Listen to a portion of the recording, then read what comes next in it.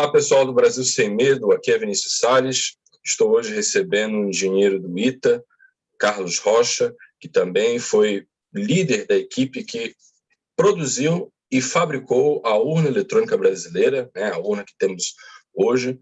Né, muito bom recebê-lo aqui para entender o que está em jogo aí aqui na votação que teremos ano que vem e o que está em jogo na urna eletrônica e no voto auditável. Olá, Carlos, muito prazer em recebê-lo. Olá, Vinícius, é um prazer estar aqui com você e vamos ter uma conversa agradável e aprofundar os temas técnicos. Ontem nós tivemos diversos protestos aqui no país, né, em várias capitais, protestos grandes a favor, né, do voto auditável. As pessoas, é uma demanda por parte da sociedade que vem crescendo. Mas, primeiramente, antes de chegar nessa evolução até onde estamos, eu queria saber de você como é que foi construir a urna brasileira, né? Lá em 95, 96, como foi liderar a equipe na construção do que seria aí o nosso sistema eleitoral, né? O nosso sistema de votação que nos permitiu aí chegar até aqui na nossa democracia. Muito obrigado aqui por participar e é um prazer. Essa é uma boa memória, né, que eu tenho. Foi um privilégio poder liderar as duas equipes, uma equipe, a equipe de engenharia de desenvolvimento, e a outra equipe, a equipe de fabricação. E nós tínhamos, há muitos anos, uma excelente relação com a empresa Unisys, que é uma empresa internacional e que sempre teve competência em projetos de grande porte. Naquele ano de 95, o Tribunal Superior Eleitoral resolveu, de fato, iniciar o processo para automatizar as eleições brasileiras. Eles publicaram uma consulta pública e nós analisamos, fizemos lá comentários, e nesse processo a Unisys nos convidou para desenvolver um projeto para atender aquela consulta pública.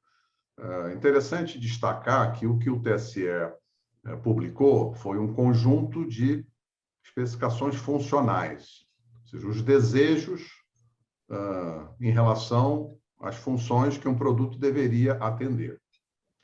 Eles não publicaram um projeto de um produto e também não contrataram um projeto de produto. Era um edital de compra de coletores eletrônicos de voto, que era o nome dado ao equipamento eletrônico de votação naquela época. Para essa licitação, participaram 3 empresas: a IBM, a Procomp e a Unisys, que terminou vencendo a licitação. Cada empresa apresentou a sua solução de produto com a forma construtiva que foi concebida. Eram 3 produtos bastante diferentes. O produto da IBM era um notebook, como se tivesse um tijolo embaixo, ele tinha embaixo a bateria, a impressora, como se você estivesse levantando um notebook para incluir mais periféricos embaixo. O produto da Procomp era basicamente a metade de cima de um caixa automático bancário, que era a área deles. Então, tinha um monitor de tubo ainda. Era uma coisa grande. E a urna eletrônica, como se conhece hoje, que foi o nosso projeto. E a licitação foi vencida no início de 1996. No dia 20 de março, a Unisys assinou o contrato com o TSE, e a partir daí, então, nós começamos a, de fato, desenvolver o produto de produção, porque até então só havia protótipos que foram testados. O nosso protótipo recebeu a maior nota técnica na licitação e o preço oferecido para a Unisys era o menor preço dos 3. Por conta disso, a Unisys venceu a licitação, licenciou a tecnologia da nossa empresa e nós trabalhamos na fabricação juntos. Primeiro foram entregues 400 urnas em maio para treinamento e até final de agosto, início de setembro, foram entregues quase 80 mil urnas. Nessas urnas votaram 32 milhões de brasileiros em 57 cidades.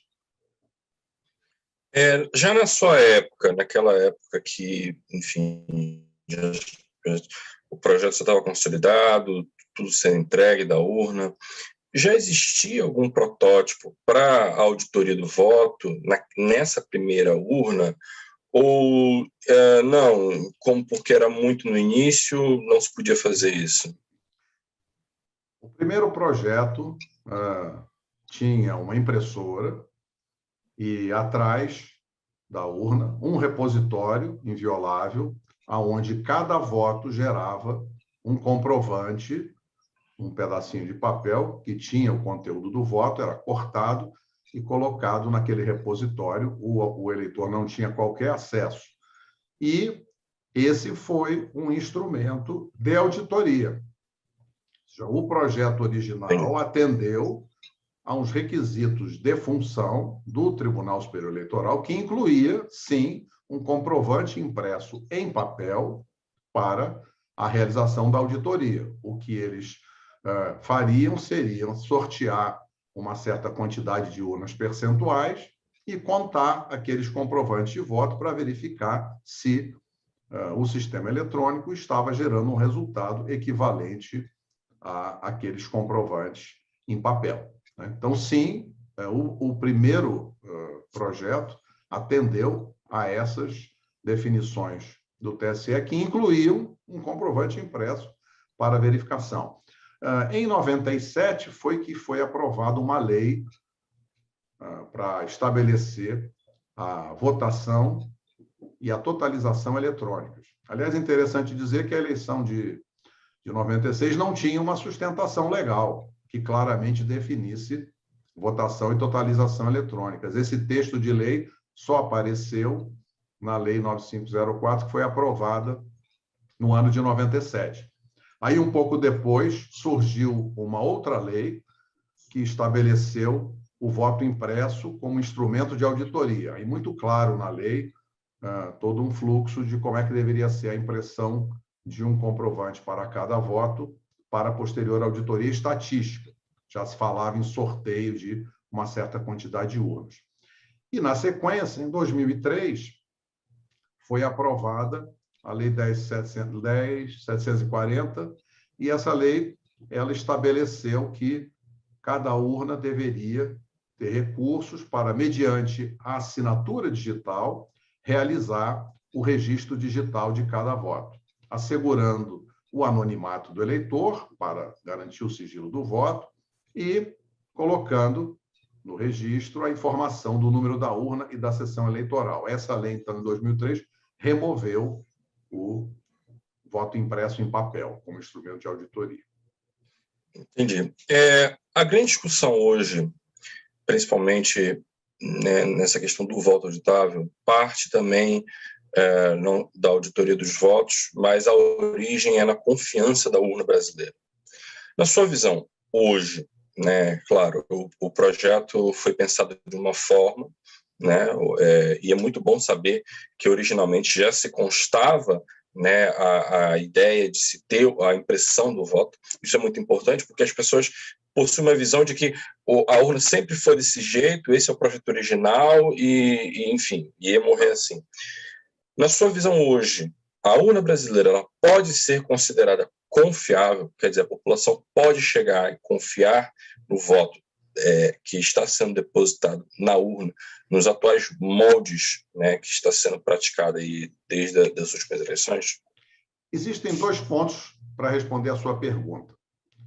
Na minha opinião, conhecendo as pessoas que trabalham no TSE, conhecendo o trabalho do TSE ao longo dos anos, eu entendo de que o sistema brasileiro é um bom sistema, o projeto da urna é um bom projeto, os profissionais que estão lá no Tribunal Superior Eleitoral fazem um bom trabalho, e são pessoas sérias, que estudam, enfim, eles procuram fazer a melhor solução que está ao seu alcance. Eles, inclusive, têm um convênio com o CEPESC, que é um centro de pesquisas lá de comunicação segura vinculado à ABIN, e eles vêm evoluindo muito no procedimento de segurança.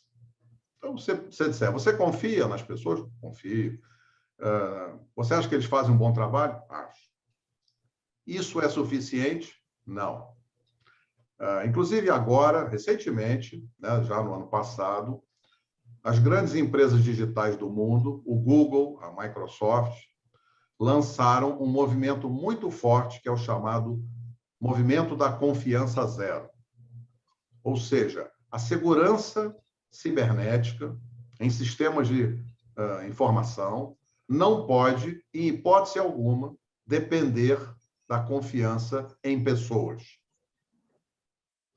Isso é muito importante. Isso é conhecimento técnico. E por que não? Porque as estatísticas, a nível global, em empresas públicas e privadas, as estatísticas comprovam, primeiro, não há sistema 100% seguro. Mais de 60% das invasões de sistemas em empresas que se preocupam, que têm bons sistemas e tal. Então, mais de 60% nascem dentro das organizações. Surgem por atos que podem ser mal intencionados ou podem ser apenas erros humanos, né, falhas, podem ser falhas de sistema, mas mais de 60% das quebras de segurança nascem dentro das organizações. E a outra estatística que é assustadora é que 95% das quebras de segurança começam com erros humanos. Então, veja que não se trata aqui de analisar se as pessoas são bem intencionadas, se as pessoas são capazes. Isso não está em questão. O que está em questão aqui é o seguinte: o que o conhecimento técnico consolidado determina? Determina que, especialmente num sistema de missão crítica, como é o sistema eleitoral brasileiro, né? É a plataforma da democracia que vai eleger os nossos representantes, então é absolutamente essencial para a democracia, não pode existir um poder absoluto de manipular resultados da eleição nas mãos de um pequeno grupo de funcionários e colaboradores do TSE. Esse poder de manipular eleições, hoje, ele existe nas mãos de um grupo pequeno de pessoas. Esse poder precisa ser eliminado. E olha que nós estamos olhando para frente.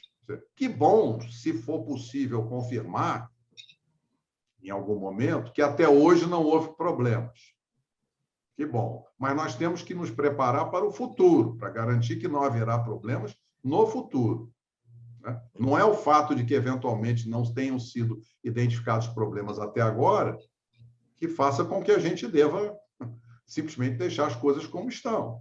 Esse poder técnico existe, ele precisa ser eliminado. E aí, um ponto de destaque, quando eu vejo o presidente do Tribunal Superior Eleitoral afirmando com convicção que a urna é 100% segura, inviolável, que o sistema é totalmente seguro, e a prova disso é que nunca houve uma evidência de fraude confirmada, essa afirmação dele está completamente errada.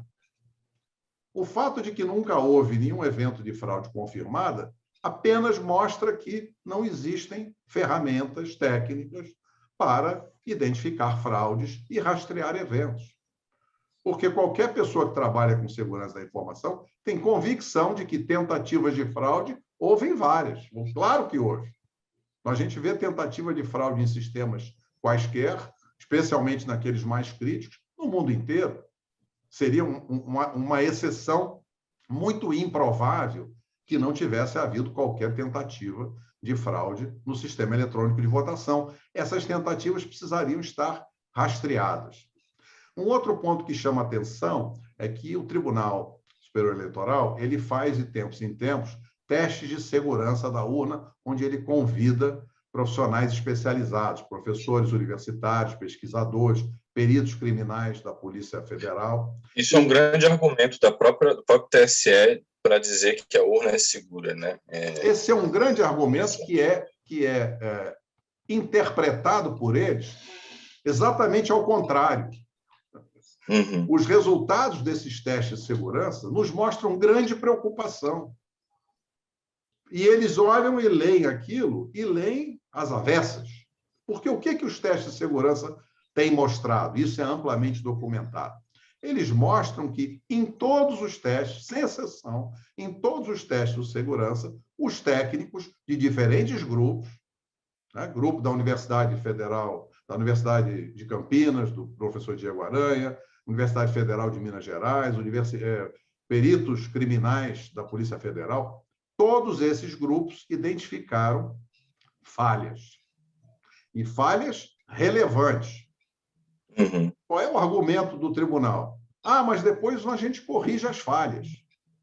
Quem é que confirma que essas falhas foram corrigidas? Ninguém confirma. Quem é que pode garantir que só existam aquelas falhas que foram identificadas num teste em que o TSE não deixa as pessoas trabalhar?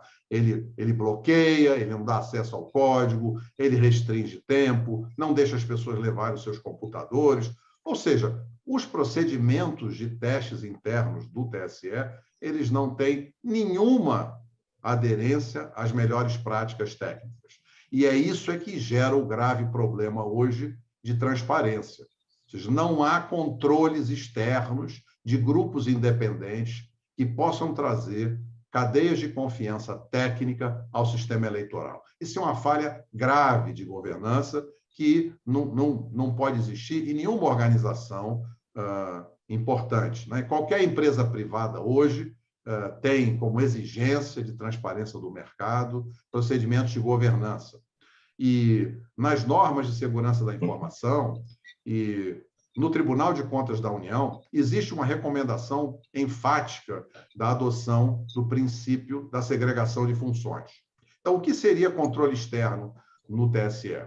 Ora, uma certificação prévia do sistema, dos programas, dos equipamentos, realizadas, então, pelo Inmetro, por exemplo, uma cadeia de confiança independente, e uma vez certificado os programas e os equipamentos, os técnicos do TSE não podem mudar mais.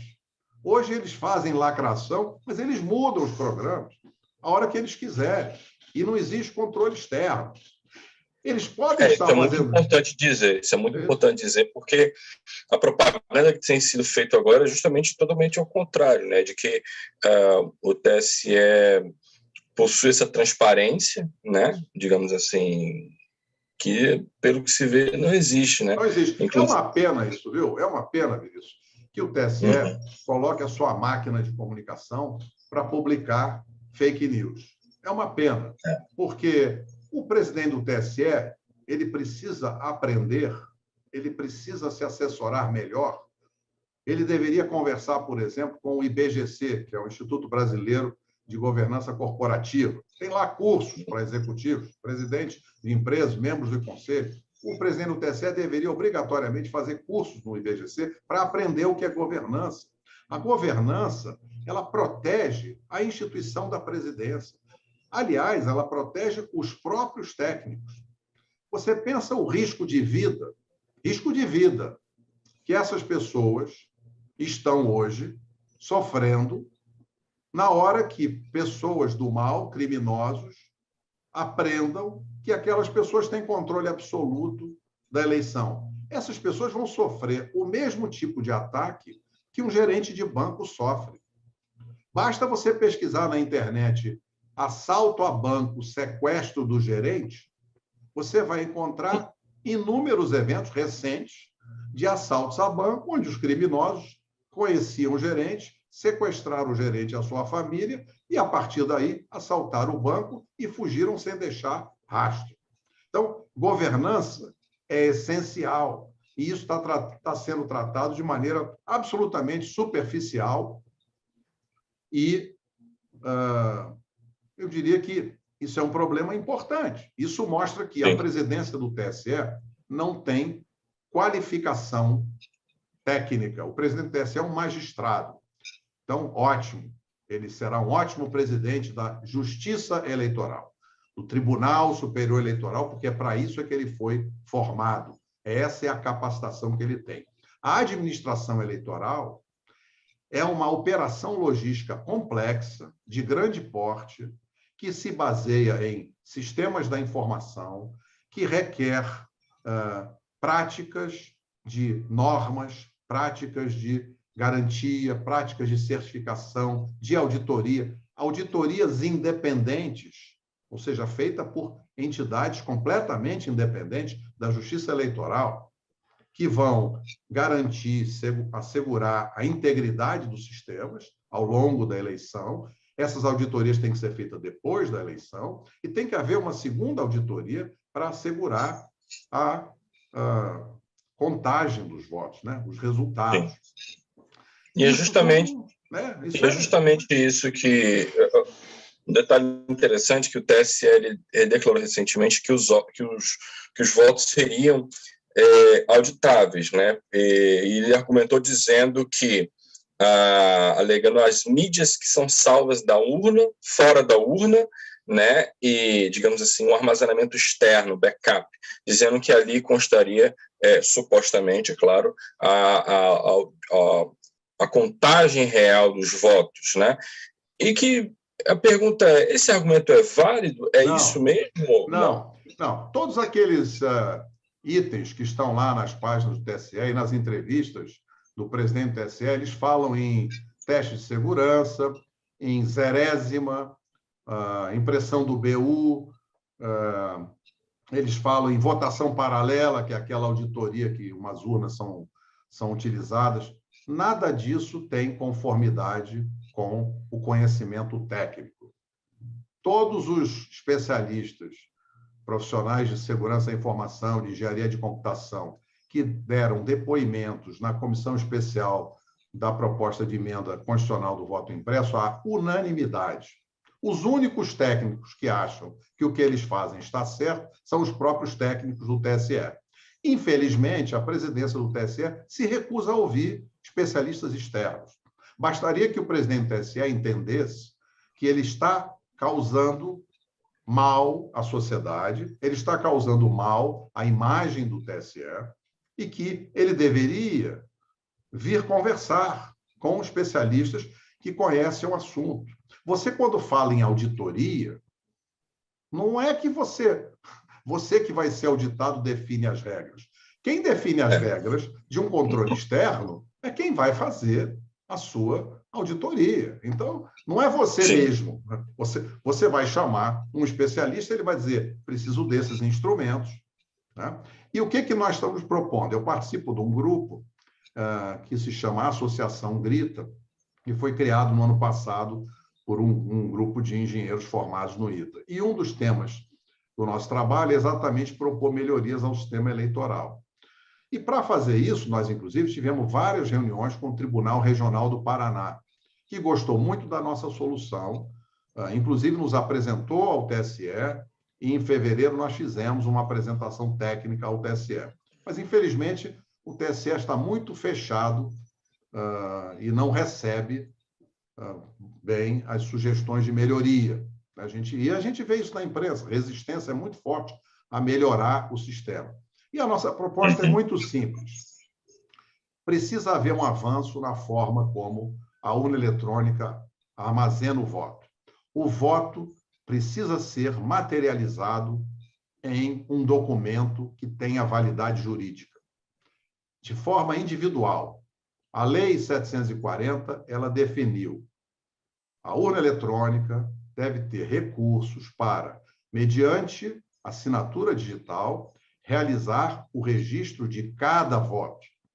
A palavra cada claramente demonstra a intenção do legislador de que haja a materialização individual do voto.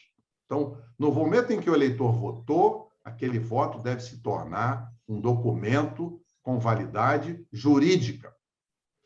De acordo com a legislação hoje, só existe uma maneira de fazer isso, que é criar um documento eletrônico que tenha a sua assinatura digital. Então, retomando, criar um documento eletrônico com a assinatura digital de um certificado digital da ICP Brasil, que é a Infraestrutura de Chaves Públicas Brasileira.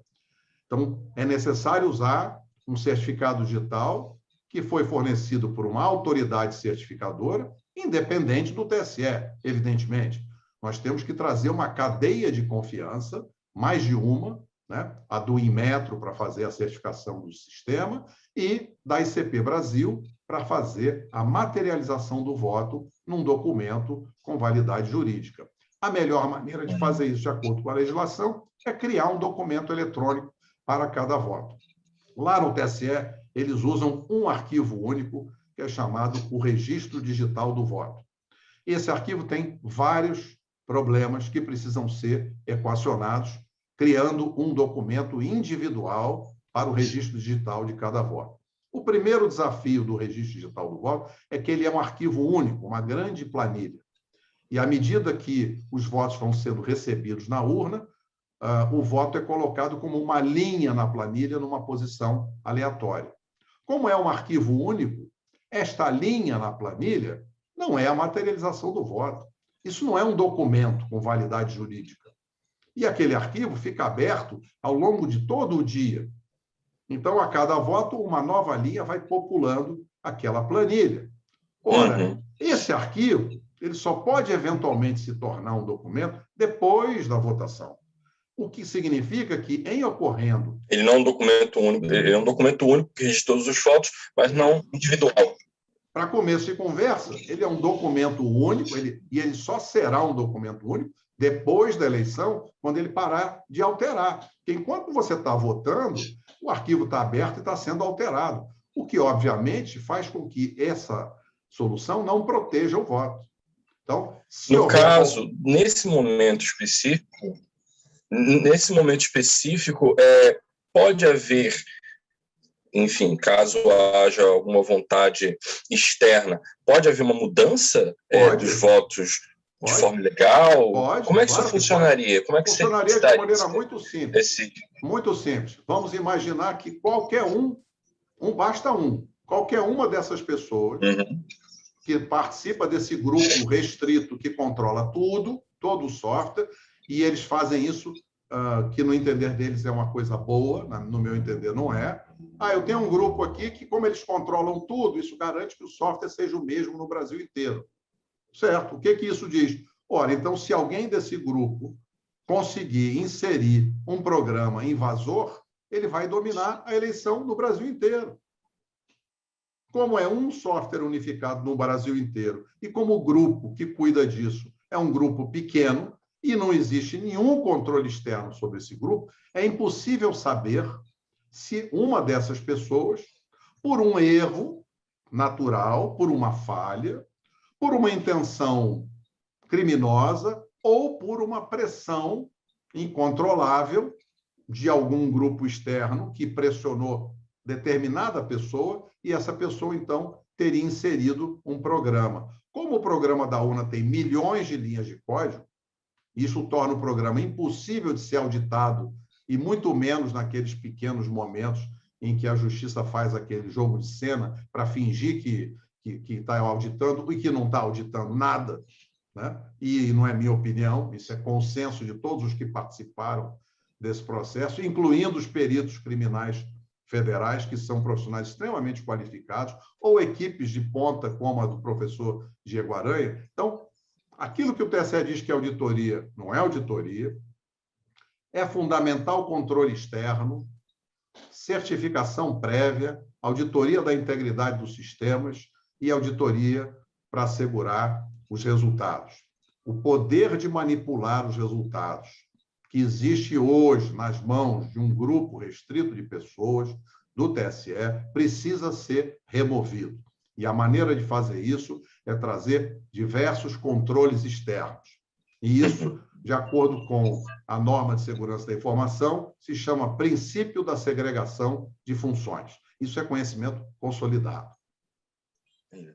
Carlos, nessa questão da urna também, muito também se argumentou de que as pessoas chamam, na verdade, de voto impresso, mas, na verdade, é voto auditável, porque o voto continua sendo eletrônico.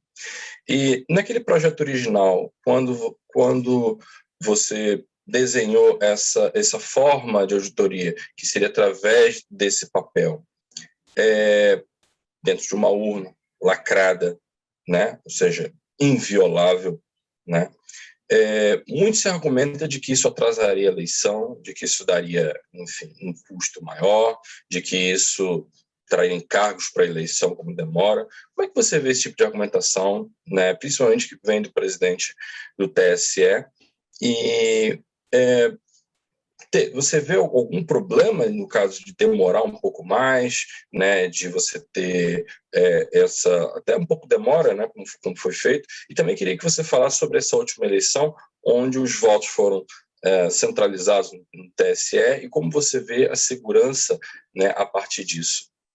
Olha, em primeiro lugar, na minha visão, já passou da hora do presidente do TSE recuar dessa resistência política inaceitável. Nós estamos tratando da democracia brasileira. O que ele precisa fazer é convoca uma audiência pública, onde ele estará presente, onde os ministros estarão presentes, e chama especialistas em segurança da informação, né? Estaremos à disposição para ir lá, e procure não ficar defendendo, ele não tem como presidente do TSE nenhuma razão para ficar defendendo a forma como seus funcionários escolheram caminhos técnicos. Ele não pode continuar protegendo o erro técnico. Não é papel do presidente do TSE proteger o erro técnico.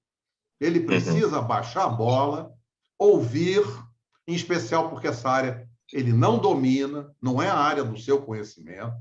Ele vai precisar trazer profissionais independentes dos seus técnicos, né? Convida a Universidade Federal de Minas Gerais, Universidade Federal de Pernambuco, tem um time de primeiríssima linha, o CESA, convida institutos de P&D e faz um diálogo técnico para que ele aprenda que ele está defendendo algo que não tem sustentação técnica. Ponto número 1. Esse é o primeiro passo.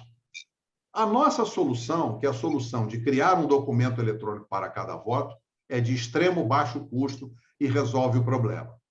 As discussões do voto impresso em papel, elas precisam ser mais aprofundadas, elas vão sim requerer um investimento maior, não só nos equipamentos de impressão e leitura, mas também nos processos operacionais, porque vão ter que manipular papel. Com o documento eletrônico para cada voto, a cadeia de confiança da ICP Brasil dá a validade jurídica necessária, torna o controle externo e resolve o problema e torna isso viável para as eleições do ano que vem, né? Então, eu acho que esses são os pontos relevantes que eu gostaria de colocar para você. Sim. Carlos, muito obrigado. Em nome do Brasil Sem Medo, agradeço aí pela sua participação e pelos seus esclarecimentos. Acho que essas explicações são muito importantes para que o eleitor entenda o que está em jogo, né, principalmente nas eleições aí do ano que vem. Muito obrigado. Obrigado a você pela oportunidade, né? Estou aqui à disposição para novas conversas, quiser reunir aí, né, o pessoal que segue o Brasil Sem Medo. E convido também quem tiver interesse a vir conhecer o nosso canal Voto Legal, lá no YouTube, onde a gente publica vídeos. Essa nossa entrevista será publicada lá também. E aí as pessoas vão conhecendo, né, e vão trazendo novas perguntas. Estamos à disposição aí, conta com a gente. E um forte abraço, uma ótima semana para você. Para você também.